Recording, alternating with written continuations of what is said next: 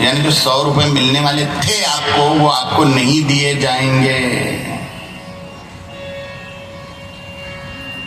जैसे जो बच्चा ढंग से गाड़ी चलाता है उसको गाड़ी दे देता है बाप, मम्मी दे देती है, अच्छा चलाता है बेटा। लेकिन जो उठपटांग हरकतें करते हुए गाड़ी चलाता है, उसके गाड़ी की चाबी जब्त हो जाती है, देना नहीं इसको गाड़ी, ये खुद का नुकसान करेगा।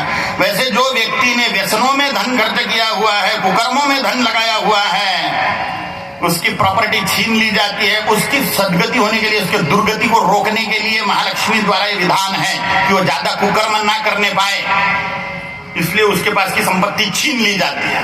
अगर आपको संपत्तिशाली बनना है तो संपत्ति के बलबूते सत्कर्म करिए। करेंसी ट्रांसफर हो गई, अब अपन मर गए, मरने के बाद में फिर जन्म होगा। बाबा जी कोई गारंटी है क्या जन्म होगा? हाँ गारंटी है, गारंटी है, भगवान की गारंटी है। वासांसि जीर्णानि यथा विहाय नवानि गृह्णाति नरोपराणि यथा शरीराणि विहाय जीर्णान्यानि संयाति नवानि देहि। जिस प्रकार मनुष्य पुराने वस्त्रों को त्याग कर नए वस्त्रों को धारण करता है, उसी प्रकार जीवात्मा पुराने शरीरों को त्याग कर नए शरीरों को धारण करता है। फुकड़ का चंदन घस मेरे नंदन, बार बार जन्म होने वाला है, फुकड़ में ही जन्म मिलने वाला है। लेकिन वो जन्म किस कंडीशन में मिलेगा, किस स्थिति में जन्म होगा? दरिद्र कुल में होगा या संपत्तिशाली कुल में होगा? सुंदर शरीर प्राप्त होगा कि कुरूप प्राप्त होगा? सुदृढ़ रोग मुक्त निरोग शरीर प्राप्त होगा कि रोगी शरीर लेके आओगे? ये सब आपके कर्मों पर डिपेंड करता है, आपके कर्मों पर। इसलिए हमें अगर जन्म जन्मांतर संपत्तिशाली रहना है, मोक्ष होने तक के, ईश्वर का लाभ होने तक के, तो हमें अभी से तैयारी करनी चाहिए। हम किसी भी कंडीशन में हो, हम किसी भी स्थिति में हो, हमें दानशील होना चाहिए।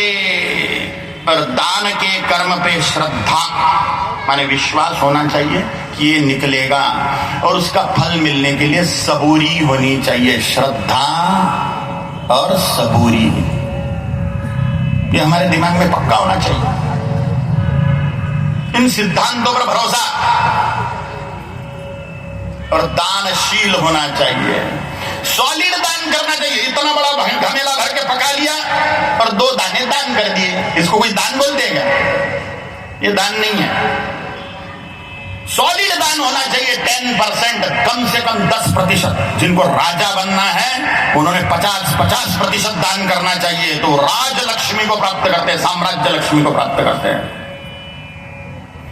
इस प्रकार से मैंने कर्मफल सिद्धांत आपको समझा दिया। महालक्ष्मी को प्रसन्न करने के मैं कुछ उपाय बोल देता हूं आपको। छोटे छोटे प्रधान उपाय तो दान करना ही है। अगर दानशील आप नहीं हैं तो ये जो उपाय मैं जो बोल रहा हूं, इसके उपाय करने के बाद में भी इसका बेनिफिट आपको 100% नहीं आएगा। इसके प्रभाव हो जाएंगे और तिरोधान हो जाएंगे, प्रभाव हो गया तिरोधान हो गया, ऐसा होगा। तो बच्चा जो पैदा हो गया, जिसके पैदा होने के बाद में सारे घर में सुख समृद्धि वैभव उत्पन्न हो गया, उसकी बाप की कमाई बढ़ गई, वो बच्चे ने पिछले जन्म में दान करा हुआ है भरपूर, इसलिए अब प्रकट हो गया उसके साथ में। ये सिद्धांत है।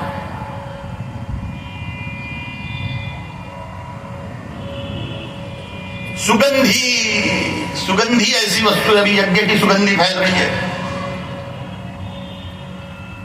गंधद्वारां दुराधर्षां नित्यपुष्टां करीषणीं ईश्वरीं सर्वभूतानां दामोपभये श्रियं। गंधद्वारां दुराधर्षां, सुगंधी के द्वार से प्रविष्ट होने वाली कौन? महालक्ष्मी, सभी देवता। इसलिए देवताओं के पूजन में शुरुआत में गंधाक्षत पुष्पाणि, वो गंध क्या है? सुगंध। चंदन है, कुमकुम है, हल्दी है, ये सुगंधित पदार्थ है। फूल सुगंधित पदार्थ है, अगरबत्ती सुगंधित है, घी के दीपक सुगंधित है, नैवेद्य सुगंधित है। जिन मंदिरों में दुर्गंध होती है, दूध डाल रहे हैं, दही डाल रहे हैं, धो नहीं रहे ढंग के, बाजू के कुंड में सड़ रहा है सारा पदार्थ, वहां देवता निवास नहीं कर सकते। और इस प्रकार से भ्रमिष्ट पूजा करने वाले हिंदू सुखी नहीं हो सकते। सड़ रहा है मंदिर में, दाल चावल सड़ रहा है, दूध दही सड़ रहा है, कीड़े हो रहे हैं मूर्ति पे, ऐसी पूजा काम नहीं देने वाली महाराज। देवता सुगंधी के द्वार से प्रवेश होते हैं घर में, इसलिए सुगंधी का उपयोग रोज धूप दीप करिए घर में। इत्र लगाइए, ऑयल बेस इत्र, परफ्यूम लगाइए, लेकिन उसमें इत्र ज्यादा काम करेगा। तेल माने शनि भगवान, सुगंध माने शुक्र भगवान। शनि भगवान शुक्र भगवान की कृपा होते पर अपना महालक्ष्मी की कृपा हो जाती है, इसलिए शुक्रवार को महालक्ष्मी का व्रत होता है। इत्र लगाइए। सुगंधिम पुष्टिवर्धनम, ये सुगंधी पोषण प्रदान करती है, पुष्टि प्रदान करती है। गंधद्वाराम दुराधर्षाम नित्य पुष्टाम करीषिणीम, सुगंधी के द्वार से भगवती महालक्ष्मी प्रविष्ट होगी। गंध द्वारा, सुगंधी के द्वारा महालक्ष्मी प्रसन्न होगी। इत्र वापरिए, जो पसंद हो। बहुत तेज भी मत वापर देना, नहीं तो बाजू वाले को तकलीफ होगी।